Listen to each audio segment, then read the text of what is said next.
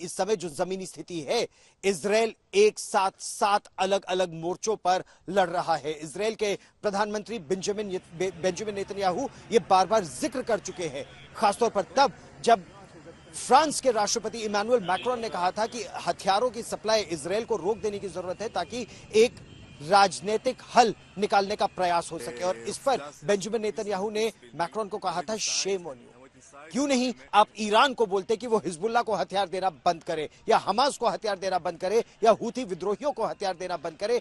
क्यों, ये क्या किस तरह का दबाव है कि इजराइल पर यह कहा जा रहा है कि हथियारों की सप्लाई यहां बंद हो? किस तरह से इजराइल अब एक सुनियोजित रणनीति के तहत 7 मोर्चों पर युद्ध लड़ रहा है और क्या है अमेरिका की भूमिका, देखिए ये रिपोर्ट। इजराइल के लिए ये जंग महंगी साबित हो रही है। उत्तर में लेबनान से हिजबुल्लाह दनादन रॉकेट दाग रहा है।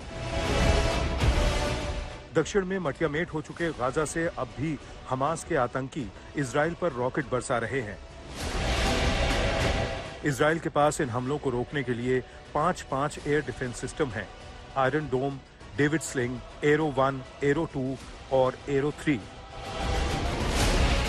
इजराइल पर एक साल में लगभग 26,000 रॉकेट दागे जा चुके हैं। हर रॉकेट को रोकने के लिए इजराइल की एयर डिफेंस सिस्टम जो मिसाइल दागता है वो रॉकेट से कई गुना महंगी होती है। आयरन डोम की एक मिसाइल की कीमत $1.5 लाख है, जबकि हिजबुल्लाह की कत्यूशा मिसाइल महज $300 की आती है। और अब तक इजराइल ने अपनी रक्षा के लिए जितनी मिसाइल दागी हैं उनकी कुल कीमत $6 बिलियन हो चुकी है।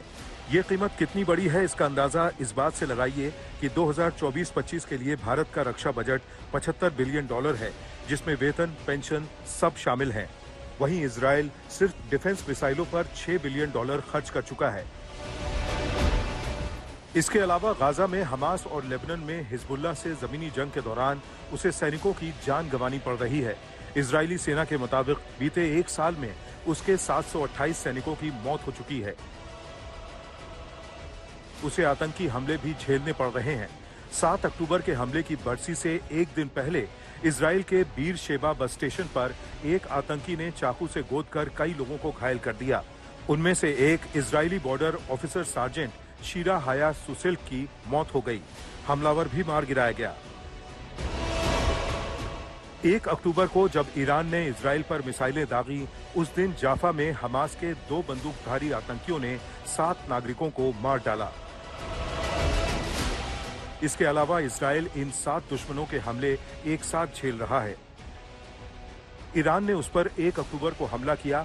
लेबनान से हिजबुल्लाह और गाजा से हमास आतंकी हर दिन हमले कर रहे हैं। वेस्ट बैंक में उसकी फिलिस्तीनी आतंकी संगठन इस्लामिक जिहाद से जंग जारी है। यहूदिया और सामरिया में हमास आतंकी उस पर हमले कर रहे हैं। यमन से हूती विद्रोही मिसाइल और ड्रोन से निशाना साध रहे हैं। इराक और सीरिया से शिया मिलिशिया उसे निशाना बनाता है। जाहिर है इस एक साल में इजराइल की जंग जहां कई मोर्चों पर फैलती जा रही है, वहीं इस जंग में उसकी कीमत भी बढ़ती जा रही है। अमेरिका चाहता है कि इजराइल अब युद्ध विराम कर ले। नसरल्लाह की मौत से ठीक पहले 20 दिन के युद्ध विराम की बात हो चुकी थी, लेकिन नसरल्लाह की हत्या के बाद नेतन्याहू इस जंग को आगे बढ़ाते चले जा रहे हैं। बेरूत में आशुतोष मिश्रा और अशरफ वानी के साथ गौरव सावंत, हाइफा, आज तक।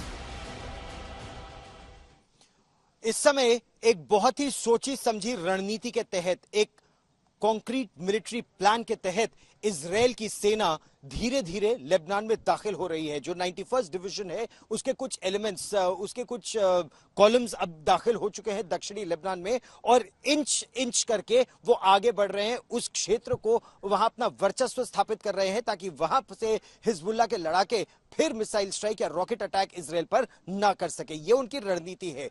एयर अटैक्स बहुत जबरदस्त हुए हैं पिछले 12 घंटे में और कल देर रात लगातार बमबारी हो रही थी। पहले रॉकेट अटैक किया हिजबुल्लाह ने और उसके बाद लगातार पलटवार किया इजराइल ने। उस इलाके में पहुंचे मेरे सहयोगी अशरफ वानी और देखिए उनकी ये ग्राउंड रिपोर्ट। रविवार की रात दक्षिणी बेरूत में कयामत की रात थी। 5 घंटे के भीतर इस्राएली सेना ने एक के बाद एक 30 हमले इस शहर के सबसे गुंजान वाले इलाके में किए हैं।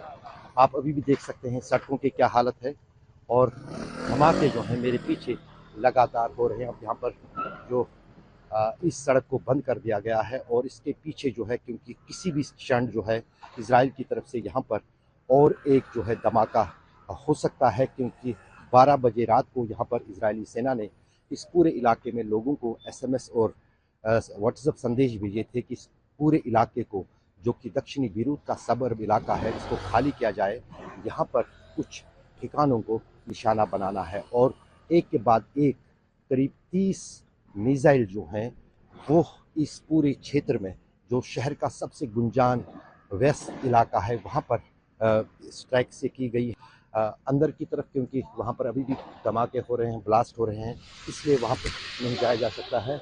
और ये कोई चीज़ फट रही है यहाँ पर पीछे, उसकी आवाज़ें आ रही हैं। अंडरग्राउंड ये मिसाइल जो है जाते हैं और वहाँ पर जो है लगातार धमाके हो रहे हैं। तो जाहिर है कि इससे काफ़ी जो है जो हालात हैं वो बीरूत में बहुत ज़्यादा बिगड़ गए हैं। कुछ महीने पहले जब इजराइल ने धमकी दी थी हिजबुल्लाह को और लेबनान को कि वो स्टोन एज तक उसे पहुंचाएगा, ऐसा लग रहा है कि यहाँ पर जो है गाज़ा की तरह, उसी तरह पूरे इस शहर को जो है खंडरों में बदलने की जो है प्रक्रिया इजरायली सेना ने शुरू कर दी है। अशरफ वानी, दक्षिणी बीरूत, आज तक।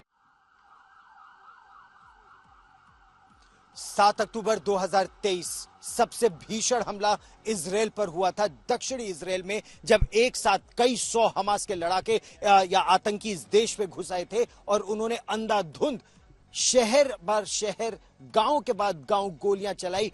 1200 लोगों को मौत के घाट उतार दिया, 250 को बंधक बना लिया। 100 से ज्यादा अभी भी हमास के कब्जे में दक्षिणी गाजा के दक्षिणी भाग में अभी भी बंधक हैं। वही साजिश इजराइल के मुताबिक हिजबुल्लाह की थी उत्तरी इजराइल में।